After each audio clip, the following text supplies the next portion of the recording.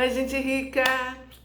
Quase fechando o ano de 2022, com muita apreensão no coração e muitas lições de vida, com uma grande expectativa. Eu creio 100% que o Brasil será exemplo para um mundo de força, coragem, determinação, resiliência de uma nova igreja que renasceu nas ruas de todo o Brasil. Falta apenas um livro depois desse para terminar esse desafio de 2022. E o livro vai ser o próximo Apocalipse. E se você está chegando aqui pela primeira vez, seja muito bem-vinda, bem-vindo. Eu sou a Cristiane Oliveira. Inscreva-se aqui no meu canal, deixe o seu like, compartilhe todos esses conhecimentos bíblicos com alguém que você ama.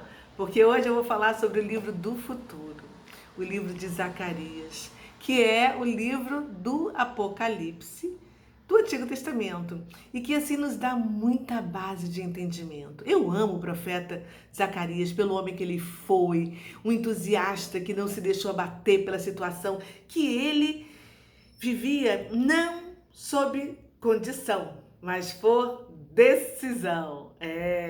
Quando ele começou a escrever, Judá ainda era assim um remanescente dos judeus que estavam voltando da Babilônia após 70 anos de exílio, cativeiro. E ele era um profeta jovem que permaneceu ao lado do idoso profeta Ageu. Se Ageu foi assim um engenheiro responsável pela estrutura física do templo, então Zacarias foi assim o artista, o decorador que deu vida, cor e deu muita luz ao templo. Ele contou com um anjo que o guiou, interpretando e às vezes acrescentando uma ou outra mensagem. Ele teve oito visões. E o seu livro tem 14 capítulos incríveis. Agora eu vou te contar algo que eu descobri lendo atentamente este livro. Você sabia que Zacarias teve 8 visões em apenas uma noite? Pois é. Essas visões não foram assim sonhos, porque ele estava acordado. Leia lá no primeiro capítulo, você vai verificar isso com bastante atenção, tá? O povo, que antes do exílio era assim uma nação forte, poderosa, agora era lastimável, insignificante, estava voltando para a terra prometida por cortesia de um dominador estrangeiro. Imagina.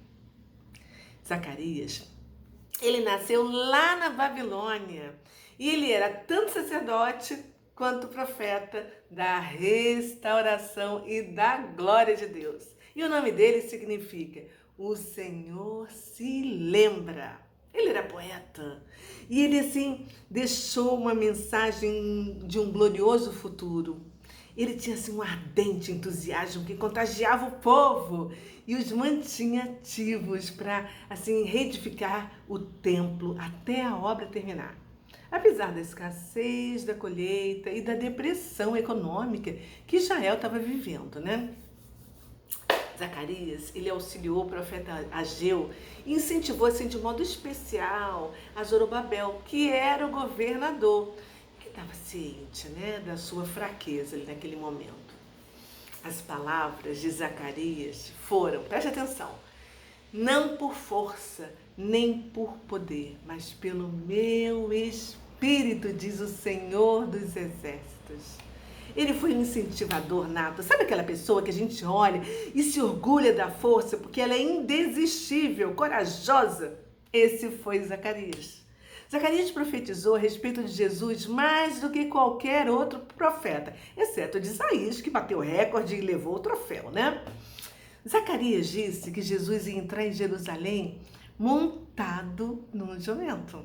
Ele disse também que ele seria traído por 30 moedas de prata. Ele conseguiu ver Jesus como um cordeiro humilhado na cruz, mas viu também como um leão com uma coroa e majestoso. Tem muitos judeus que ainda não enxergaram Jesus na cruz como o Messias, que eles tanto esperam, né? Mas Zacarias profetizou o arrependimento dos judeus, porque o Senhor vai derramar sobre eles o espírito da graça e de súplicas, e eles vão olhar para Yeshua e reconhecer que o traspassaram e vão chorar muito arrependidos. Essa profecia foi descrita também em Apocalipse, que é o próximo livro que você vai ver em breve, tá? Por outro lado, né? Também tem muitos cristãos que não conseguem imaginar e não acreditam que Jesus vai voltar. Estão resignados com o Espírito Santo que habita em nós, que o Senhor nos deixou quando Ele foi para nos preparar moradas. Mas essas pessoas perderam a fé e acham que Jesus não vai mais voltar. Pois é. Nós podemos dividir o livro de Zacarias em 2 temas. O primeiro é quando ele fala sobre o futuro imediato de Israel, né? Os 8 primeiros capítulos, ele assim, prepara para o cenário histórico e aponta para o futuro histórico da comunidade judaica restabelecida. Esses acontecimentos têm data, porque aconteceram entre 520 a 518 a.C., além do incentivo, né, de reconstruir o templo. Ele profetizava também para o povo para se arrepender dos seus pecados. E ele exortava eles, sabe, para que eles demonstrassem compaixão e misericórdia por todos os necessitados. Fica claro também a importância que Deus demonstra nesse livro com as vidas de Zorobabel e de Josué. Você vai ler e você vai ver que faziam parte dos planos do Senhor. Já o segundo tema é o futuro assim distante de Israel, que é descrito assim nos últimos 6 capítulos, que vai do 9 até o 14, onde Zacarias mostra que Deus planeja trazer bênçãos maiores para Jerusalém. E essa parte do livro, ela é assim escatológica, ou seja, ela está voltada para os tempos do fim, porque Deus vai vingar o seu povo, destruindo os inimigos. E Jesus voltará para Jerusalém para dar início a um tempo de paz. Ele mostra também que Deus vai reunir o seu povo, que está espalhado por todos os 4 cantos do mundo. Isso já está acontecendo, né? Com os judeus voltando para a Terra Santa. E esse movimento tem um nome que se chama em hebraico Aliá.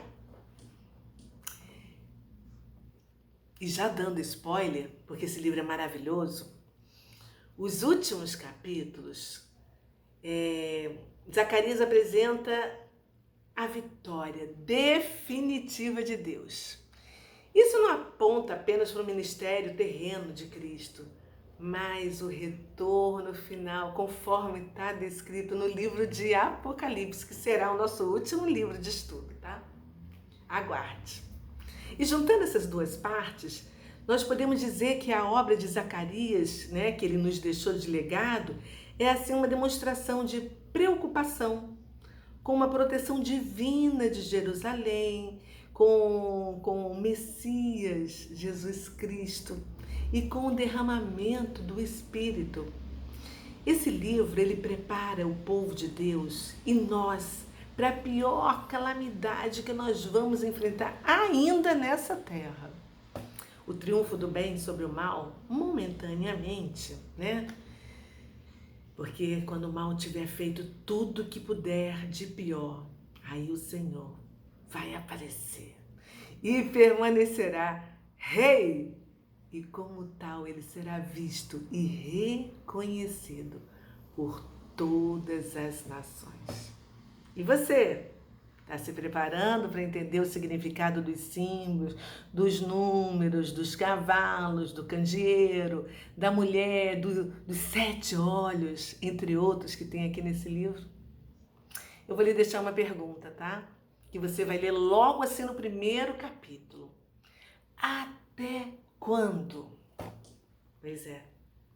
E a essa pergunta, eu vou acrescentar por minha conta. Até quando você vai ficar procrastinando sem ler a Bíblia, sem estudar? Até quando você vai ler a livraria toda do seu bairro, mas não vai ler o livro mais importante de todos, que está de repente largado em algum canto da sua casa, cheio de poeira. Até quando você não vai se tocar que você tem um GPS que você pode baixar no seu celular para encontrar o caminho de volta para casa? Fica a dica aí para você.